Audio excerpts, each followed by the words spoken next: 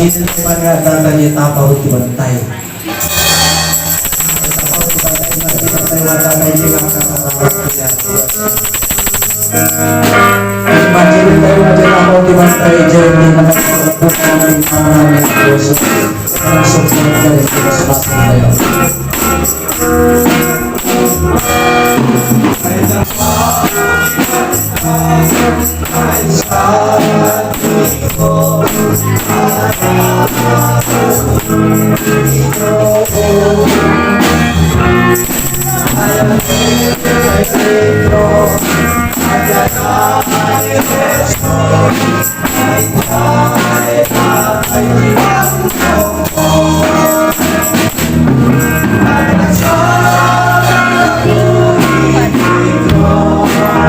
Likod ba tayo?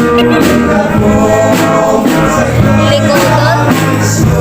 Paano ko lang